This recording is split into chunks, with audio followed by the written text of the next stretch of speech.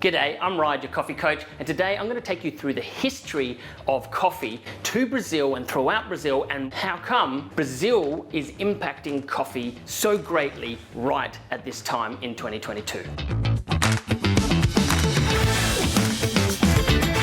How did Brazil become so famous for coffee that people mistake it for the birthplace of coffee? Well, the billion-dollar industry started with one particular man, Francisco de Maio Palteto. I'm probably butchering that name, and please, if any of you Portuguese speakers out there, Brazilians out there, can pronounce it and help me pronounce it better, please do, because I do like to get the names correct. But at the time, in the 1700s, Portugal was actually occupying Brazil, and Portugal wanted to get in on the coffee business. So in 1724, Francis headed to the next country over, which actually was already growing coffee, called French Guiana. Now, the French were not interested at all in giving away their secrets, so they didn't want to share any of the saplings with Francis. Francis was a very charming guy, and he schmoozed with the governor's wife and flirted with her enough that when he was leaving to go back to Brazil, she smuggled in a couple of saplings into a bouquet of flowers and then handed it to him. Well, at least that's what the legend says. And if that legend is true, that one single act gave way to what we now know as the biggest industry of coffee in the world.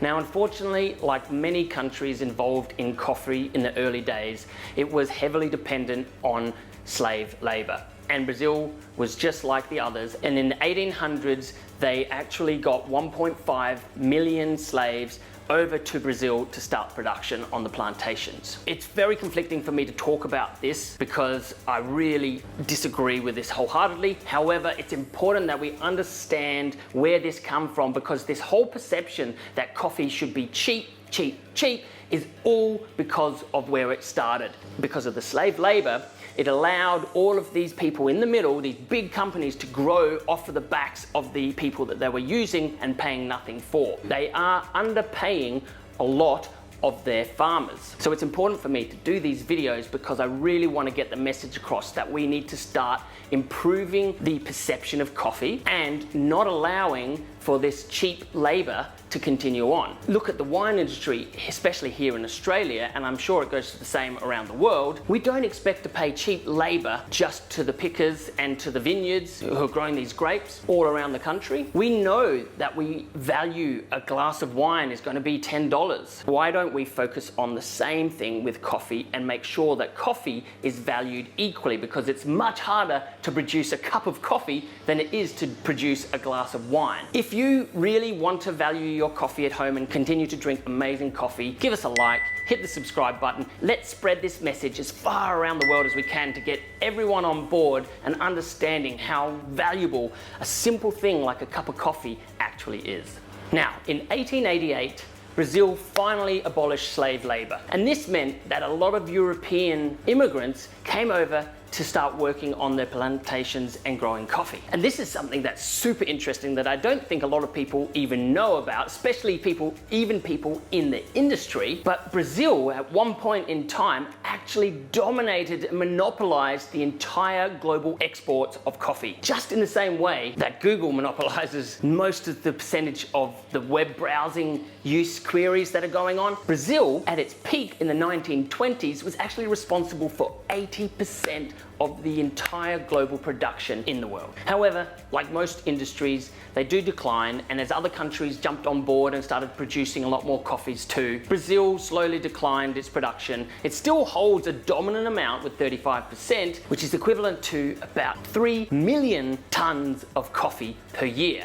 And that's more than double the next competitive country, which is Vietnam, with its 1.6 million tons. However, the majority of Brazilian coffees is Arabica. Most of the coffees coming out of Vietnam are Robusta. And if you don't know the difference between Arabica and Robusta, I highly recommend that you check out my video on the difference between Robusta and Arabica species of coffee, because they aren't exactly the same.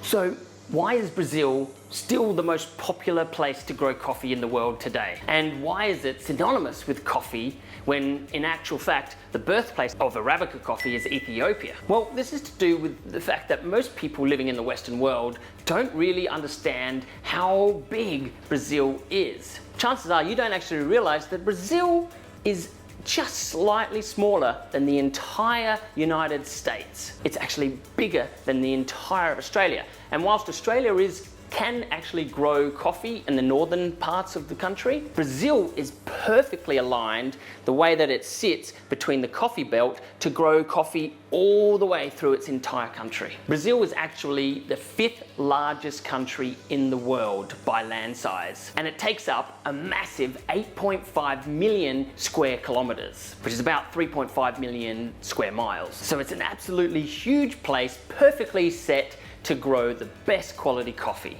So you can see now why Brazil has such a massive impact on the rest of the world when it comes to coffee production. Let me explain why coffee prices are going through the roof. There's a couple of factors, and this is super important that everyone watching this video understands, because when you go and get your next cup of coffee tomorrow from your local cafe, or you're making it at home, I want you to think about this. In the last 20 years since I've been making coffee and serving coffee and selling coffee in cafes, the coffee prices in Australia have gone from about a $3.50 average for a small cup, that's a 7-ounce cup or an 8-ounce cup, from $3.50 to now we're selling it for about $4.50, so $1 in 20 years. I actually ran this through the Cpi Calculator, which calculates inflation, and you can put in the date that you start with, the price that you start with, and then it can calculate it out to the next date that you put in. So I put in 2000 and then to 2021, and a $3.50 coffee, just on basic inflation, should be selling for $5.85. And if you don't believe me, please check out the link below. It'll take you to the calculator and you can put in your own prices there and your own dates there and see the actual inflation of a particular product that you enjoy, like coffee, and see what it should be worth now. That's one reason. Coffee is still $1.35 short of where it should be sold at. In the meantime, we've had COVID. The country did not lock down enough. It allowed the spread of COVID everywhere. The poor farmers had no immunizations. They had no way of battling this disease, and it managed to wreck the entire countries for a long period of time, with the ports being blocked up, with the production being slowed down. And on top of that, during all of the last 2 years, they've been hit with 2 massive frost events. Now, frost events are common across the years in history in Brazil. So this is not an unusual event. However, these 2 particular ones wiped out 11% of the entire production. And 11% is about 207 million kilos or 400 million pounds. That's a lot of coffee. When you don't have that coffee, demand goes up. We've all been drinking more coffee through COVID, but you can't get it out of Brazil anymore, so you have to go elsewhere. It pushes the price up of every coffee producing country in the world, not just Brazil. People don't just go, okay, well, Brazil's gonna be expensive, but I'll go buy Colombian coffee, I'll go buy some Vietnamese coffee. It doesn't work like that. There's what is called a C price, which is a base index where all coffee is priced off. And this could be what leads into where I'm really passionate about, is that every person on the planet has a mutually beneficial transaction with coffee.